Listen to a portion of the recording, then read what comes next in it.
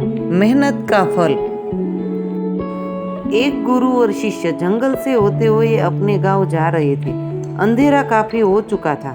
शिष्य ने अपने गुरु से कहा कि गुरुजी, काफी रात हो चुकी है। अगर आप कहो तो आज की रात यहीं आसपास के किसी गांव में गुजार ले। गुरुजी ने अपना सर हिलाया और वो आसपास के गांव में एक छोटे से घर के पास जाकर रुके। अब जैसे ही वहां गए तो गुरुजी के शिष्य ने दरवाजा ठकठकाया। उस घर से एक गरीब आदमी बाहर आया तो गुरुजी ने बोला, हम अपने गांव जा रहे थे, लेकिन काफी रात होने की वजह से हमने इसी गांव में रुकने को सोचा। क्या हम आज रात आपके यहाँ रुक सकते हैं?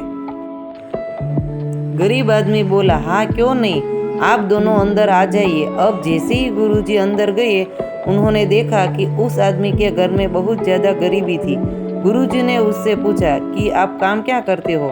वह गरीब आदमी बोला कि मेरे पास बहुत सारी जमीन है। तो गुरुजी ने बोला, अगर तुम्हारे पास बहुत सारी जमीन है तो इस तरह से क्यों रहते हो? वह आदमी बोला, यह किसी काम की नहीं है। गांव वाले बोलते हैं कि ये बंजर जमीन है, यहाँ पर कुछ भी नहीं उगाई जा सकती है और वहाँ फसल उगाना बहुत बड़ी बेवकूफ़ी है। गुरुजी ने बोला कि तुम्हारा गुजारा कैसे होता है? उसने बोला कि मेरे पास एक भैंस है जिससे मेरा पूरा घर चलता है। ये सुनने के बाद गुरुजी सो जाते हैं और रात में जब सब लोग सो रहे होते हैं तब गुरुजी अपने शिष्य को उठाते हैं और उस गरीब आदमी की भैंस लेकर अपने गांव चले जाते हैं।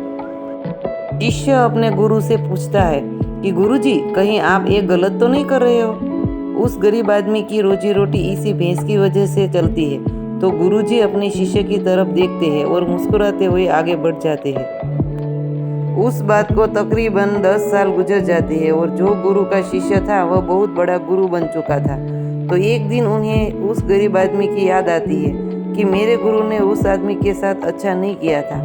मुझे एक बार चलकर देखना चाहिए कि वह आदमी अब किस परिस्थिति में है। वह शिष्य उस गांव की तरफ जाता है और वहां जैसे ही पहुंचता है तो वह देखता है कि जहां पर उस गरीब आदमी का झोपड़ा था वहां पर एक बड़ा ही आलीशान महल बन चुका था और उस झोपड़ी के बाहर जो बंजर जमीन थी उस पर फल और फूलों के बगीचे थे। तभी उधर से उस घर का मालिक आता है। शिष्य उसे पहचान लेता है और उस आदमी को बोलता है कि तुमने मुझे पहचाना? मैं अपने गुरुजी के साथ आया था। हमने एक रात के लिए आपके यहाँ रुके भी थे। ये सुनने के बाद शिष्य के आंखों में अपने गुरुजी के लिए आंसू आ गए और उसे ये बात अब समझ आई और वो रोने लगा।